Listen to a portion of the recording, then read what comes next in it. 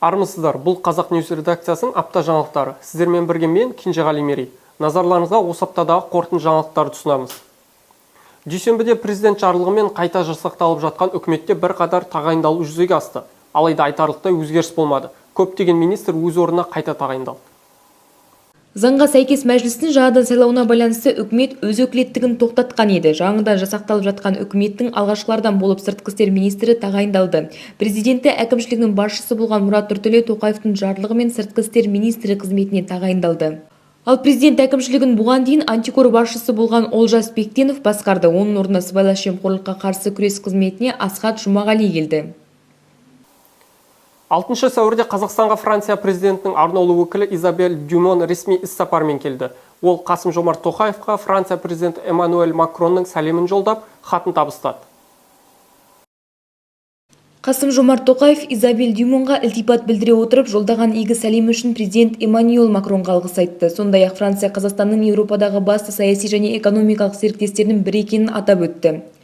Бұдан бөлек мемлекет басшысы президент Эммануэль Макронға сәлемін жолдап, оны Қазақстанға сапармен келуге шақырды. Өз кезегінде Изабель Дюмон Францияның Қазақстанмен қарым-қатынасты дамытуға мүдделі екенін жеткізді. Оның айтуынша, Франция Қазақстан президентінің жүргізіп жатқан реформалар саясатын толық қолдайды. Франция президентінің арнаулы өкілі Қазақстанның әлемдегі қазіргі күрделі геосаяси жағдайға қатысты ұстанымына жоғары баға берді. Әлем жаңалықтары. 4 сәуір күні Финляндия ресми түрде НАТО-ға мүше 31-ші ел болды. Енді НАТО альянсының шекарасы Ресеймен бірден 2 есеге, яғни шамамен 2600 шақырымға ұзарды.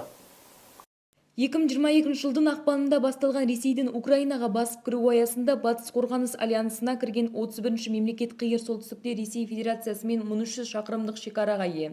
Финляндияның НАТОға кіру уақыты альянстың 74 жылдық тарихындағы ең жылдамы болды. Финляндияда, Швецияда 2022 жылдың мамырында мүшелікке өтініш берген еді. НАТО бас хатшысы Йенс Столтенберг Швецияда жақын арада альянсқа мүше ел болады деп үміттенеді. Ол тағы да Түркия президенті Режеп Ердоғанның Швецияның НАТОға кіруіне кедергі келтірмеуін талап етті. Өйткені Стокгольм Столтенбергтің пікірінше Анкараның барлық талаптарын орындаған. Спорт жаңалықтары. Қазақстандық қос спортшы турнирді 2-ші орынмен аяқтады. Оның бірі теннистен Майамидегі WTA 1000 сайысының күміс жүлдегері Елена Рыбакина және шахматтан Нью-Делиде өткен әйелдер гран-принің күміс жүлдегері Бибісара Асаубаева. Елена Рыбакина әлемдік рейтингтегі 12-ші позицияда тұрған чехиялық Петра Квитовадан финалда жеңіліп қалды. Жеңіліске қарамастан Елена рекорд орнатты. Ол бір WTA 1000 турнирінде 60-тан астам эйс жасаған алғашқы теннисші болды. Бұған дейін Рыбакина Индиан Уэллс WTA 1000 турнирінің финалында әлемнің екінші ракеткасы Арина Сабаленканы жеңіп чемпион атанды. Дегенмен оған Майамиде дубль жасауды бұйырмады. Шахматтан қазақстандық Бибісара Асаубаева Нью-Делиде өткен әйелдер арасында гран-при жарысында 2-ші орын алды. Финалдық нәтиже бойынша үздік 3 үміткер 6 ұпаймен тең түсті.